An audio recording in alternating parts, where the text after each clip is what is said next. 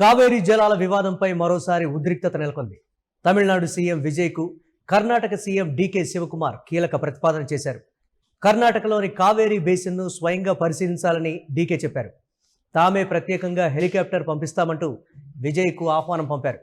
క్షేత్రస్థాయి పరిస్థితులు చూశాకే నిర్ణయం తీసుకోవాలని కూడా సూచించారు. తమిళనాడుకు 15 రోజుల పాటు రోజుకు 3,500 క్యూసెక్కుల నీరు విడుదల చేయాలని కావేరీ బోర్డు ఆదేశాలు జారీ చేసింది. కావేరీ బోర్డు ఆదేశాలను సవాల్ చేయనుంది కర్ణాటక సర్కార్. కావేరీ నీటి నిర్వహణ అథారిటీలో అప్పీల్ చేసే దిశగా అడుగులు వేయబోతోంది. 1892 నుంచి జల వివాదం కొనసాగుతోంది.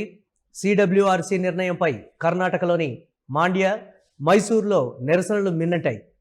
గత 30 ఏళ్ల సగటుతో పోలిస్తే రిజర్వాయర్లలో భారీగా ఇన్ఫ్లో తగ్గినటువంటి పరిస్థితి అయితే ఉంది. 4 ప్రధాన రిజర్వాయర్లలో 66% నీరైతే తగ్గింది. సాగునీటికి తీవ్ర ఇబ్బందులు పడుతున్నటువంటి వైనం కూడా వెలుగులోకి వచ్చింది. నీటి విడుదలపై రైతుల నుంచి తీవ్ర వ్యతిరేకత అయితే వ్యక్తమవుతోంది. ఆగస్టు 3న కర్ణాటకకు రానున్నారు తమిళనాడు సీఎం విజయ్. ఈ నేపథ్యంలో కావేరీ జలాల వివాదం అయితే మళ్లీ ఉద్రిక్తత తలెత్తిందనే చెప్పాలి. ఈ నేపథ్యంలో అసలు కావేరీ బేసిన్లో నీళ్లే లేనటువంటి సందర్భంలో కావేరీ బోర్డు ఏ విధంగా తమిళనాడుకు 3,500 క్యూసెక్కుల నీరుని ప్రతిరోజు కూడా దాదాపు కొన్ని రోజుల పాటు విడుదల చేయాలని ఆదేశాలు ఇచ్చినటువంటి దానికి సంబంధించి డీకే శివకుమార్ స్పందించారు. అసలు ఒకసారి మీరు రండి, మీరు వచ్చిన తర్వాత మీరు చూసి క్షేత్రస్థాయిలో పరిశీలన చేసిన తర్వాత మీకు ఇది సబబ్ అనిపిస్తే మీరు ఒకసారి దానికి సంబంధించి మీరు మాట్లాడవచ్చు. కావేరీ బోర్డు కూడా అప్పీల్ చేసేటువంటి దిశగానే కర్ణాటక అయితే కొన్ని కీలక అడుగులు అయితే ముందుకు వేయబోతోంది. అసలు నీటి లభ్యతే ప్రస్తుతానికి లేనటువంటి పరిస్థితి. దీనికి సంబంధించి కావేరీ జలాలను విడుదల చేయాలి అంటే దాదాపుగా గత 30 ఏళ్ల సగటుతో పోలిస్తే ఈసారి వర్షపాతం దేశవ్యాప్తంగా కూడా ఏ స్థాయిలో తక్కువగా ఉందో అందరికీ తెలిసినటువంటి పరిస్థితి. ఈ సమయంలో రోజుకు 3,500 క్యూసెక్కుల నీటిని తమిళనాడుకు విడుదల చేయాలని కావేరీ బోర్డు ఆదేశించేటప్పటికీ అక్కడ స్థానికంగా ఉండేటువంటి రైతుల నుంచి కూడా తీవ్ర వ్యతిరేకత, ఆగ్రహం అయితే వ్యక్తమవుతున్నటువంటి పరిస్థితి. తమిళనాడులో కొత్త ప్రభుత్వం కొలువుదీరింది. ఎన్నో ఆశల నడుమ మంచి పరిపాలన అందిస్తాడు విజయ్ అనేటువంటి దిశగా ప్రజలు అక్కడ విజయ్ ఎన్నుకున్నారు. సో దానికి తగినట్లుగానే చేస్తున్నారు. కానీ ఎన్నో ఏళ్ళు, దాదాపుగా 100 సంవత్సరాల పైచిలుకు నుంచి అక్కడ జల వివాదం ఉన్నటువంటి సంగతి అందరికీ తెలిసిందే. మరి విజయ్ ఆగస్టు 3న బెంగళూరు అయితే వెళ్ళబోతున్నారు. మరి ఏం చేస్తారు? మేము మీకు హెలికాప్టర్ పంపిస్తాం, రండి సీఎం గారు. ఇది డీకే శివకుమార్ చేసినటువంటి ప్రతిపాదన. మా సొంత ఖర్చులతో మీకు హెలికాప్టర్ పంపిస్తాం, మీరు రండి, క్షేత్రస్థాయిలో అన్నీ చూడండి, చూసిన తర్వాత అది సబబ్ అనిపిస్తే మళ్ళీ మనం మాట్లాడదాం అనేటువంటి దిశగా కూడా డీకే శివకుమార్ చాలా సున్నితంగా, సానుకూలంగా చేసినటువంటి ఒక ప్రతిపాదన. మరి ముఖ్యమంత్రి విజయ్ దాన్ని అంగీకరిస్తాడా లేదా అనే సంగతి పక్కన పెడితే, కావేరీ బోర్డు ఆదేశాలు ఇచ్చింది కాబట్టి డెఫినెట్గా తమిళనాడు ప్రజల అవసరాలు కావచ్చు, రైతులకు సంబంధించి కావచ్చు, తాగునీటికి, సాగునీటికి సంబంధించి అన్నిటికీ కలిపి కూడా తాగునీటికి తమిళనాడులో ప్రస్తుతం కటకటలాడుతుంది అనడానికి కూడా కొన్ని ఉదాహరణలు కూడా ఉన్నాయి. దీనికి నిరసనగా కావేరీ బోర్డు ఇచ్చినటువంటి ఆదేశాలకు నిరసనగా కూడా కర్ణాటకలో బిందెలతోటి, ఖాళీ బిందెలతోటి రోడ్డు పైన బైఠాయించి నిరసన వ్యక్తం చేస్తున్నటువంటి విజువల్స్ను కూడా మనం చూస్తూ ఉన్నాం. కావేరీ బోర్డు ఆదేశాలు అయితే ఇచ్చింది, మరి దాన్ని అమలు చేయాలంటే నీరు ఉండాలి కదా. నీటిని విడుదల చేయడానికి సగటుతో పోలిస్తే నీరు ఉండాలి. అంటే ప్రతి సంవత్సరం ఈ సమయానికి కావేరీ జలాలకు సంబంధించి వర్షపాతం విపరీతంగా ఉండడం కావచ్చు, ఆయా నదుల్లో విపరీతమైనటువంటి నీరు రావడం కావచ్చు, ఇన్ఫ్లో ఎక్కువగా పెరగటం. ఈ నేపథ్యంలో ఈ సమయానికి ఎక్కువగా నీళ్లు ఉంటాయి కాబట్టి తమిళనాడుకి యాజ్ యూజువల్గా విడుదల చేయాలి అనేటువంటి ఒక రూల్ అయితే కావేరీ బోర్డు అయితే గతంలోనే ఈ ఒక రూల్ పెట్టింది. సో ఆ రూల్ ప్రకారం ఈ సమయానికి ఎంతైతే ఉందో సాగునీటి అవసరాల కోసం డెఫినెట్గా నీళ్ళైతే తమిళనాడుకు విడుదల చేయాలనేటువంటి మాట. దిగువన ఉన్నటువంటి తమిళనాడుకి నీరు రావాలి అంటే కావేరీ జలాల్ని కర్ణాటక గుండా డెఫినెట్గా విడుదల చేస్తే మాత్రమే తమిళనాడులో తాగునీటికి కావచ్చు, లేకపోతే రైతులకు సంబంధించి కావచ్చు, వారికి ఇబ్బందులు లేకుండా ఈ సమయంలో ఉండేటువంటి సిచ్యువేషన్. కానీ దేశవ్యాప్తంగా పర్టికులర్గా కర్ణాటకలో కూడా వర్షపాతం ఏ స్థాయిలో లోటు వర్షపాతం నమోదైందో మీకు తెలిసిందే.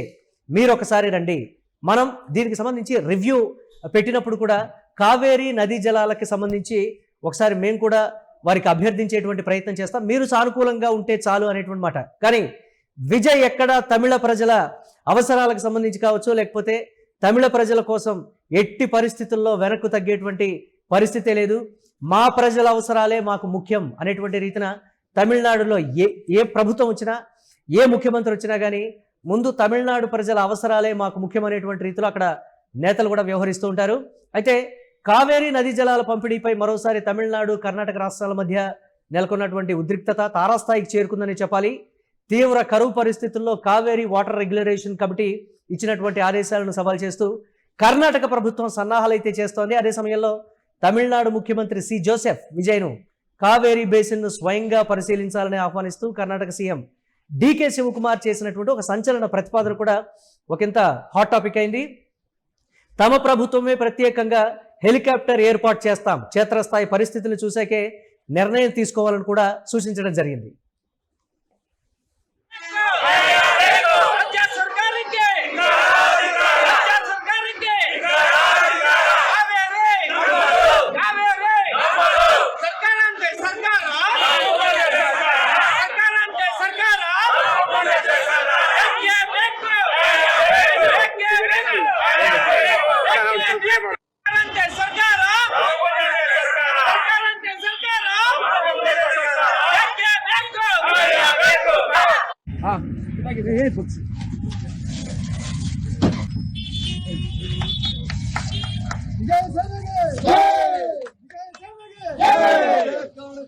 ನಡೆಯಂಗಿಲ್ಲ.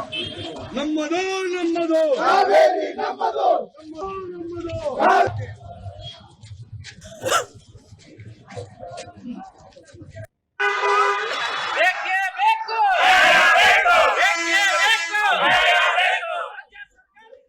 సిడబ్ల్యూఆర్సీ ఆదేశాల ప్రకారం 15 రోజుల పాటు రోజుకు 3,500 క్యూసెక్కులు నీరు విడుదల చేయాలి. 15 రోజుల పాటు 3,500 క్యూసెక్కులు అంటే దీనికి సంబంధించి చాలా వరకు కూడా కర్ణాటకకి ఇబ్బంది అయ్యేటువంటి పరిస్థితులు ఉంటాయనేటువంటి సిచ్యువేషన్. జూలై 28న న్యూఢిల్లీలో జరిగినటువంటి సమావేశంలో కావేరీ వాటర్ రెగ్యులేషన్ కమిటీ కర్ణాటకనైతే ఆదేశించినటువంటి సిచ్యువేషన్ తమిళనాడుకు రోజుకు 3,500 క్యూసెక్కుల నీరును 15 రోజుల పాటు విడుదల చేయాలని కూడా సూచించింది. దీని ద్వారా సుమారు 4,000 టీఎంసీలు అంటే మిలియన్ అంటే వేల మిలియన్ క్యూబిక్ ఫీట్కి సంబంధించి దాన్ని కొలిచేటువంటి ఛాన్సెస్ ఉంటాయి క్యూసెక్కులకు సంబంధించి. అయితే ఆ నేపథ్యంలో నీరు అందుతుంది. బిలిగుండ్లు వద్ద ఈ ఫ్లోను నిర్ధారించాలని కూడా కమిటీ అయితే పేర్కొంది. ఆదేశాలు జూలై 29 నుంచి అమల్లోకి రావాల్సినటువంటి అవసరం అయితే ఉంది. అయితే కర్ణాటకకు ఈ ఆదేశాలను అంగీకరించడానికి సిద్ధంగా లేనటువంటి పరిస్థితి. వానదేవుడు మాకు దయ చూపలేదు. గతంలో 2 సార్లు తమిళనాడు అభ్యర్థనను సిడబ్ల్యూఆర్సీ తిరస్కరించింది. ఇప్పుడు మాత్రం ఆదేశాలు ఇచ్చింది.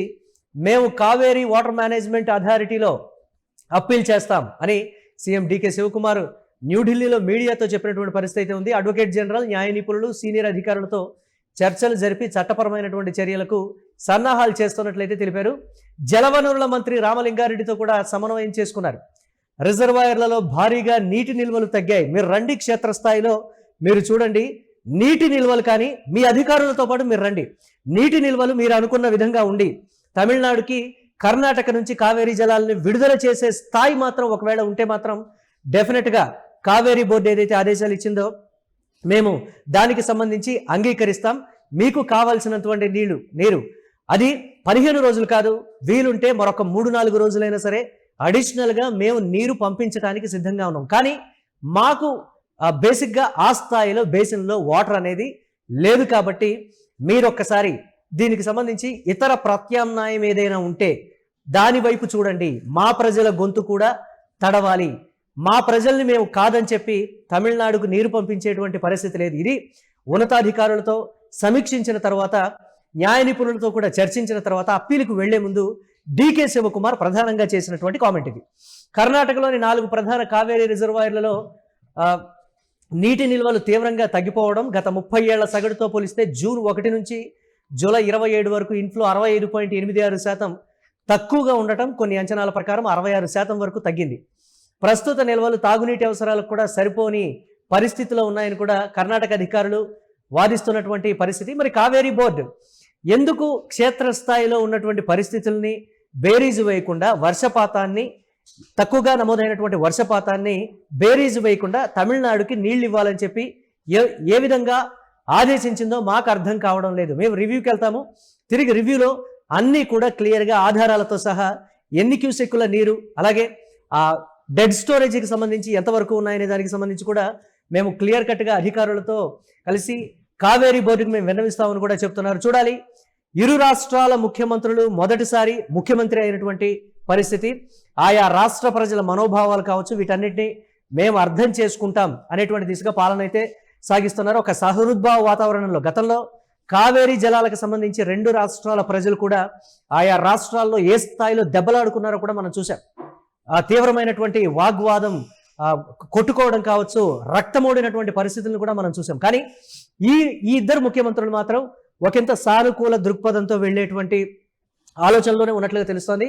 మరి డీకే ప్రతిపాదనని దీనికి సంబంధించి విజయ్ ఏ విధంగా చూస్తారు, ఏ విధంగా ఈ సమస్యకి పరిష్కారం దొరుకుతుంది అనేది చూడాలి.